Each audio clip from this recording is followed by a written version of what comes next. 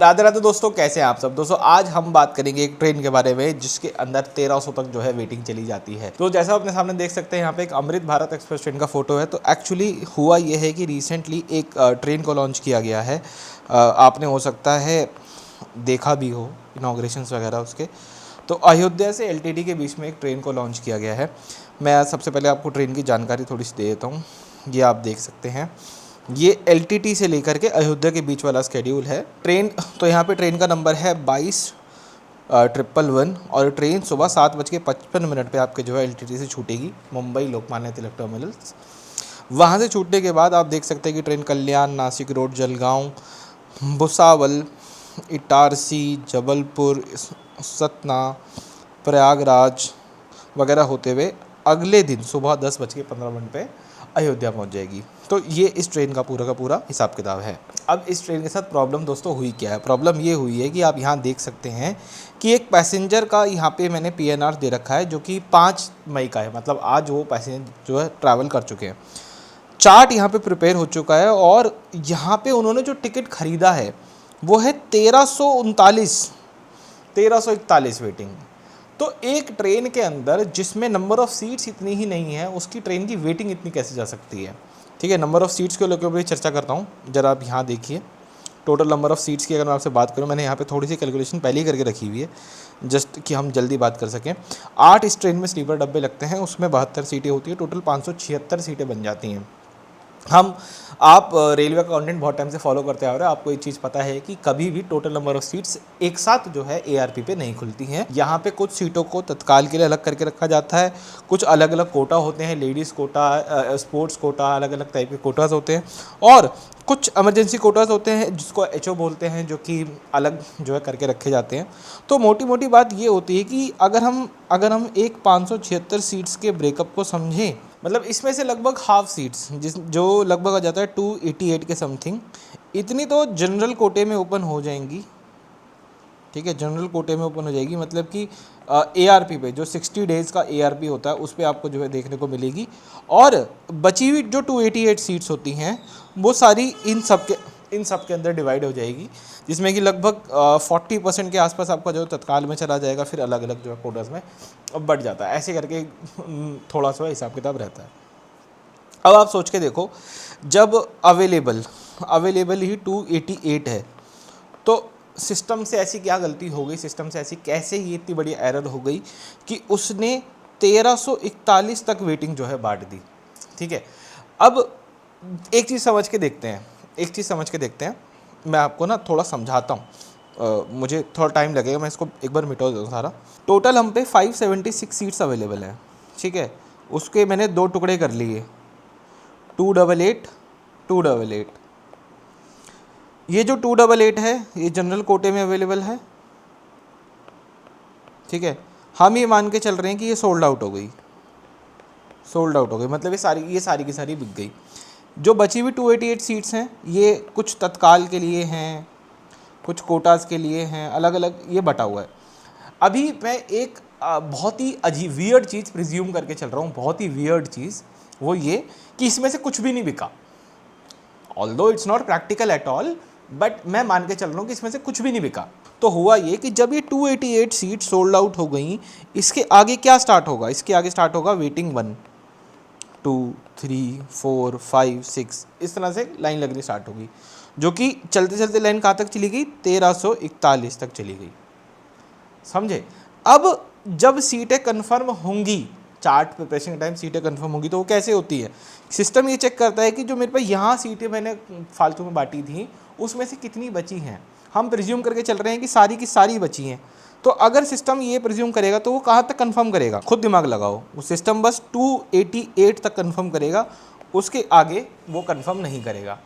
अब इसमें आग लगाने का काम एक और नोटिफिकेशन करती है, जो कि हमने थोड़े समय पहले देखा था कि अमृत भारत 2.0 जो ट्रेन्स हैं उसके अंदर एक तो फेयरवेयर का थोड़ा चेंज किया गया था, वो सब हमने देखा था। और उसमें कहा गया था कि इसमें वेटिंग अलाउड नहीं है। वंदे स्लीपर और अमृत भारत दोनों की साथ में नोटिफिकेशन आई थी, जिसमें वंदे स्लीपर में कहा गया था कि आरएसी और वेटिंग दोनों ही अलाउड नहीं है। ट्रेन के अंदर चार्ट बनने के टाइम पे हम सब कुछ क्वैश कर देंगे, ठीक है, सबका रिफंड जनरेट कर दिया जाएगा। और अमृत भारत में कहा गया था कि आरएसी तक तो अलाउड है लेकिन वेटिंग अलाउड नहीं है।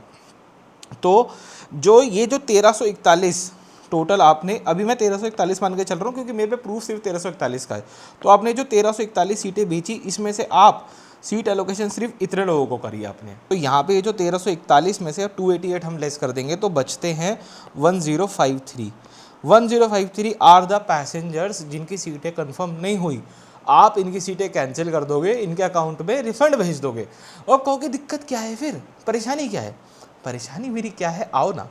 जब इन 1053 लोगों ने टिकट बुक करी होगी तो IRCTC ने 35 रुपये के हिसाब से इनसे एक फ़ीस ली होगी या थोड़ा कम, ठीक है, लगभग 31 रुपये मान के चल रहे हैं, इतना लगभग जाता है। पेमेंट गेटवे सारा चार्जेस मिला के इतना, इसको कट करो 30 रुपये मान लेते, 30 रुपये यहाँ लगे होंगे।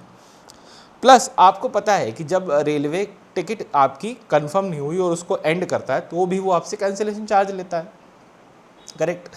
वो एक मिनिमम अमाउंट जो है तब वो कट कर ही आता है, आपके पास पूरा अमाउंट कभी भी नहीं आता। तो वेटिंग के केस में क्या होता है, 60 रुपीज़ कटते हैं पर टिकट। अब आप मुझे ये कैलकुलेट करके बताना कि 90 मल्टीप्लाइड बाय 1053 कितना होता है, और ये सारा पैसा गया रेलवे के खाते में बिना बात के, ठीक है। किसके कारण गया इसके ऊपर चर्चा करते हैं कि ये क्या हुआ होगा, ठीक है। हाँ, एक चीज़ याद रखना कि मैं क्या हुआ होगा अजम्पशन के बेस पे बता सकता हूँ खाली, ठीक है। इसके ऊपर कभी कहीं कोई ऑफिशियल वो नहीं हो सकती।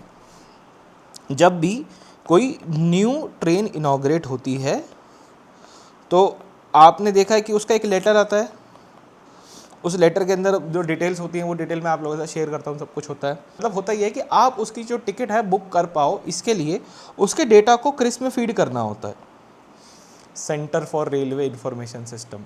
इसके अंदर सारा डेटा फीड किया जाता है, ट्रेन का नंबर क्या है, नंबर ऑफ कोचेस कितने हैं, ठीक है, उसमें पर कोच सीट्स कितनी हैं, और आप अलग अलग जो, जैसे मैं आपको यहाँ पे कैलकुलेशन बता रहा था ना कि इतनी सीट जनरल अवेलेबल रखनी है, इतनी तत्काल में रखनी है, इतनी इस कोटे में रखनी है, ये सारा डेटा जो है उसके अंदर फीड किया जाता है और उसके बाद वो डेटा लाइव होता है, उसको हमें दिखता है।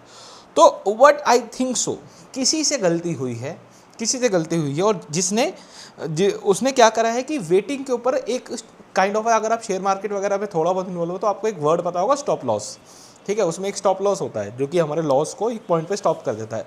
तो ऐसे करके काइंड ऑफ कुछ स्टॉप जो होता है, स्टॉप वेटिंग यूँ कह सकते हैं हम, कि इसके बाद आप जो है रिग्रेट कर दोगे, वो लिमिट लगाना भूल गया वर्कलोड के कारण, किसी भी चीज़ के कारण, और हमको ये चीज़ देखने को यहाँ पे मिली कि 1341 तक टिकटें जो है वेटिंग में गई, ठीक है। 1341 का भी जैसे मैं आपको पहले ही बता रहा हूँ कि मेरे पास सिर्फ एक स्क्रीनशॉट अवेलेबल है, ये इससे भी बड़ा नंबर हो सकता है, और ये ट्रेन जो है भयंकर लेवल पे पैक है। आप ज़रा यहाँ पे एक स्क्रीनशॉट देख लो, 5 मई तो आज का तो TD हो गया, मतलब ट्रेन डिपार्ट हो गई। 12 मई को फिर चलेगी 239 वेटिंग, 19 मई की 150 वेटिंग, करते करते करते 60 दिन का ARP है, और ARP पे भी वेटिंग लगी हुई है, ठीक है। अब रेलवे को इसमें क्या करना चाहिए, इसकी एक पॉसिबल बहुत ही भयंकर असम्पशन ये हो सकती है कि ये जो सारी टिकट्स हैं ना, ये जेन्युइन लोगों ने बुक नहीं करी होगी। ये जो ट्रेन के अंदर वेटिंग की फंटी मार के बैठे हुए हैं, ये सारे एजेंट फंटी मार के बैठे हुए हैं, जिससे कि एक बोगस डिमांड क्रिएट हो सके और लोगों को हाई डिमांड पे वो टिकट जो है बेचे आगे जाके, ऐसा पॉसिबल हो सकता है। What railway needs to do here, railway ने अगर एक बार ये देख लिया कि उसके पास एक अच्छी लेवल पे डिमांड आ रही है ट्रेनों की और लोग टिकटें उसकी खरीद रहे हैं और ट्रेन फटाफट से जो है भर रही है, तो ऐसे केस में रेलवे को मेरे हिसाब से क्या करना चाहिए कि उन ट्रेन्स के ऊपर उसका जो ARP है उसको कम कर दो। उस ARP पे, जैसे अभी इस केस में ARP आपने 60 दिन रखा है, एडवांस रिजर्वेशन पीरियड 60 दिन रखा हुआ है कि आप 60 दिन पहले अपनी टिकट बुक कर सकते हो। इस चीज़ को घटा दो, इस चीज़ को घटा के क्या कर दो, इस केस में 7 डेज़ कर दो कि आप बस 7 दिन पहले अपनी टिकट बुक कर सकते हैं। वो खुलेगा ही 7 दिन पहले, वो सभी के लिए उतने पे खुलेगा, नंबर ऑफ़ टिकट सभी को अवेलेबल दिखेंगी और सब जो यहाँ पर अपनी टिकट बुक कर पाएंगे।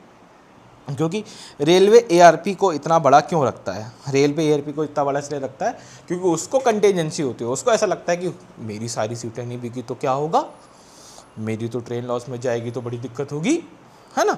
लेकिन यहाँ पे तो वो चीज़, वो रिस्क है ही नहीं ना, वो रिस्क तो ख़त्म हो गया, ठीक है। आपकी ट्रेन तो प्रॉफिट में ही चलनी है, कब ओवरलोड होके ही चलनी है, ओवर कैपेसिटी होके चलनी है, तो आप ARP को कम कर दो, जिससे कि जो बोगस डिमांड जो ये लोग क्रिएट करते हैं इससे आपको जो कहीं ना कहीं मुक्ति मिल सके।